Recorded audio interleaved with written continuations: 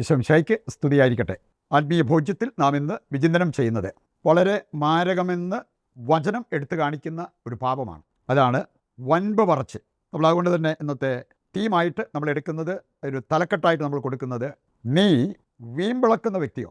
വൻപ് പറയുന്ന നാവ് വൻനാശം വരുത്തും എന്നുള്ളത് കർത്താവിൻ്റെ വചനം കൃത്യമായിട്ട് നമ്മെ ഓർമ്മിപ്പിക്കുന്ന കാര്യമാണ്. ഏതാനും വചനഭാഗങ്ങളിലൂടെ കടന്നു പോകുമ്പോൾ ഈ കാര്യം നമുക്ക് മനസ്സിലാക്കാനായിട്ട് സാധിക്കും. സാധാരണ ഈ ഒരു വിഷയം അവതരിപ്പിച്ച് നമ്മൾ ഉപയോഗിക്കാറുള്ള പല പദങ്ങളുണ്ട്.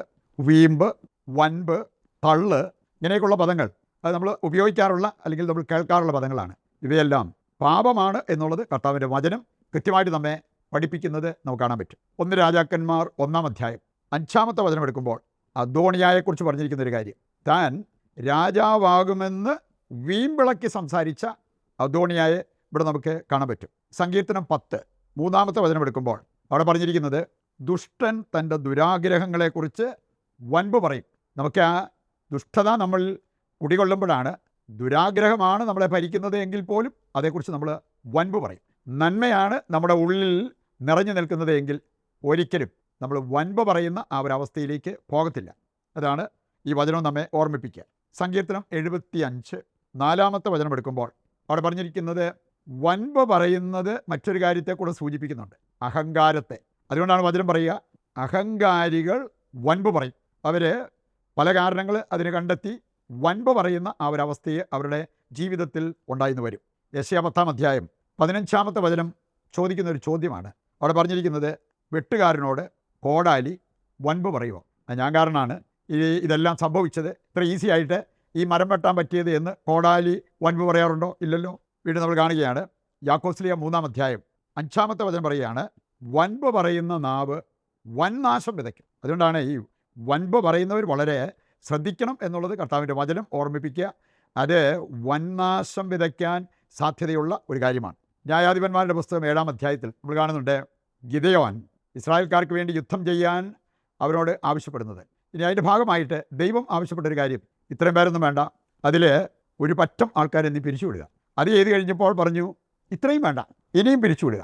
അങ്ങനെ ഒരു 300 പേരെ മാത്രം നീ കൂട്ടി യുദ്ധത്തിന് പോയാൽ മതി. അതിൻ്റെ കാരണം അവിടെ പറഞ്ഞിരിക്കുന്നത്, അല്ല എങ്കിൽ യുദ്ധം ജയിച്ചു കഴിയുമ്പോൾ ആ യുദ്ധം ജയിപ്പിച്ചത് ദൈവമാണ് എന്ന് പറയുന്നതിനേക്കാൾ നിങ്ങൾ വീമ്പിളക്കും, വീമ്പടിക്കുന്നവരായിട്ട് മാറും.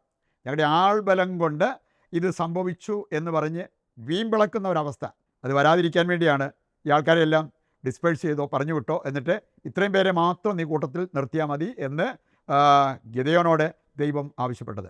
ഇതിൻ്റെല്ലാം കാതലായൊരു സന്ദേശം, നമ്മളിലൂടെ എത്ര വലിയ കാര്യങ്ങൾ സംഭവിച്ചെന്ന് പറഞ്ഞാലും അതിൻ്റെ പേരിൽ അഹങ്കരിക്കാനോ വീമ്പിളക്കാനോ നമുക്ക് അവകാശമില്ല എന്നുള്ളത് നാം തിരിച്ചറിയണം. സഭാപ്രസംഗൻ 27 2-ാമത്തെ വചനം എടുത്താൽ അവിടെ പറഞ്ഞിട്ടുണ്ട്, നിൻ്റെ നാവല്ല നിന്നെ പ്രശംസിക്കേണ്ടത്, അന്യൻ്റെ നാവാണ്. അതല്ലെങ്കിൽ അത് ഒരു വീമ്പിളക്കുന്ന അവസ്ഥയായി മാറും, പുളുവടിയായിട്ട് മാറും. അത് പാപകരമാണ് എന്നുള്ളത് കർത്താവിൻ്റെ വചനം നമ്മെ ഓർമ്മിപ്പിക്കുക. രണ്ടാമതായിട്ട് നമ്മൾ തിരിച്ചറിയേണ്ടത്, സ്വയം മനസ്സിലാക്കിയവർ, ഞാനാരാണ്, ദൈവമാരാണ്, ഈ യാഥാർത്ഥ്യം മനസ്സിലാക്കിയവർ ഒരിക്കലും വീമ്പിളക്കത്തില്ല. യോഹന്നാൻ 15:5 പറഞ്ഞിട്ടുണ്ട്, എന്നെ കൂടാതെ നിങ്ങൾക്ക് ഒന്നും ചെയ്യുവാൻ സാധ്യമല്ല. പ്രഭാഷകൻ 10:7 മുതൽ വായിച്ചാൽ, പൊടിയും ചാരവുമായ മനുഷ്യ, അഹങ്കരിക്കാൻ നിനക്ക് എന്തുണ്ട്? അതാണ് ശരിക്കും നമ്മുടെ ഒരു അവസ്ഥ എന്നുള്ളത് നമ്മൾ തിരിച്ചറിയണം. 1 ദിനവൃത്താന്തം 29:15 എടുത്താൽ, ഭൂമിയിലുള്ള ജീവിതം നിഴൽ പോലെ അസ്ഥിരമാണ് എന്നാണ് പറഞ്ഞിരിക്കുന്നത്. ജോബ് 14:2 വായിച്ചാൽ അവിടെ പറഞ്ഞിട്ടുണ്ട്, പുഷ്പം പോലെ വിടരുന്നു നമ്മുടെ ജീവിതം, എന്നാൽ ചുടുകാറ്റടിക്കുമ്പോൾ അത് കൊഴിഞ്ഞു വീഴുകയും ചെയ്യുന്നു. സങ്കീർത്തനം 102 11-ാമത്തെ വചനം, സായാഹ്നത്തിലെ നിഴൽ പോലെ എൻ്റെ ദിനങ്ങൾ കടന്നു പോകുന്നു. ഈ യാഥാർത്ഥ്യം മനസ്സിലാക്കിയ ആരാണ് വീമ്പിളക്കുക, അഹങ്കരിക്കുക? ഒരു കാരണവശാലും അങ്ങനെ ഒരു കാര്യം അവരുടെ ഭാഗത്തുനിന്ന് ഉണ്ടാകുന്നില്ല. അവസാനമായിട്ട് നമ്മൾ മനസ്സിലാക്കിയിരിക്കുന്ന ഏതാനും വചനങ്ങളിലൂടെ, ദൈവത്തെ അറിഞ്ഞവരാരും വീമ്പിളക്കത്തില്ല. 1 കൊരിന്തോസ് 15:10 പൗലോസ് പറയുന്നുണ്ട്, ഞാൻ എന്തായിരിക്കുന്നോ അത് ദൈവത്തിൻ്റെ കൃപയാലാണ്, സ്വന്തം കഴിവെന്നല്ല പറഞ്ഞ്.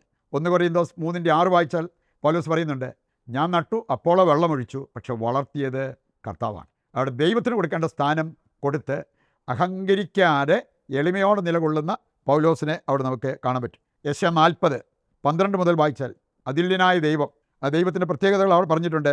കൈക്കുമ്പിളിൽ ആഴികളെ അളക്കുന്നവൻ, ആകാശ വിശാലതയെ ചാണിൽ ഒതുക്കുന്നവൻ, ഭൂമിയിലെ പൊടിയെ അളവ് പാത്രത്തിൽ ഉൾക്കൊള്ളിക്കുന്നവൻ, പർവ്വതങ്ങളുടെ ഭാരം വെള്ളിക്കോലിൽ നിശ്ചയിക്കുന്നവൻ, കുന്നുകളെ തുലാശിൽ തൂക്കുന്നവൻ. ദൈവത്തിൻ്റെ മഹത്വം, അതുല്യനായ ദൈവം, ആ ദൈവത്തിന് മുമ്പിൽ നമ്മൾ എത്ര നിസ്സാരരാണ് എന്ന കാര്യം നമ്മൾ തിരിച്ചറിയണം. ആ ഒരു ബോധ്യത്തോടെ വീമ്പിളക്കാതെ ദൈവത്തിന് കൊടുക്കേണ്ട മഹത്വം കൊടുത്ത് എളിമയുള്ള ദൈവമക്കളായി മാറുവാൻ വേണ്ട കൃപയ്ക്കായി പ്രതിഷ്ഠാ ജപത്തിൽ പങ്കുചേർന്ന് പ്രാർത്ഥിക്കാം. ഇന്നിൻ്റെ എല്ലാ പ്രാർത്ഥനാ നിയോഗങ്ങളും നിശബ്ദതയിൽ ദൈവകരങ്ങളിൽ ഏൽപ്പിക്കാം. കർത്താവ് നമ്മുടെ എല്ലാ ആവശ്യങ്ങളും നിറവേറ്റി നമ്മെ അനുഗ്രഹിക്കും എന്നുള്ള ആ ഒരു ശുഭാപ്തി വിശ്വാസത്തോടെ ദൈവത്തെ സ്തുതിച്ചുകൊണ്ട് ദിവ്യകാരുണ്യത്തിൻ്റെ ആശീർവാദം നമുക്ക് സ്വീകരിക്കാം. യേശുവേ നന്ദി, ഹല്ലേലൂയ. കർത്താവേ, ഞങ്ങളുടെ എല്ലാ പ്രാർത്ഥനാ നിയോഗങ്ങളും അവിടുന്ന് സ്വീകരിക്കണമേ. ഞങ്ങൾക്ക് നന്മയാകുന്നത് നൽകി അനുഗ്രഹിക്കുവാൻ തിരുവുള്ളമാകണമേ. യേശുവേ നന്ദി, യേശുവേ സ്തുതി.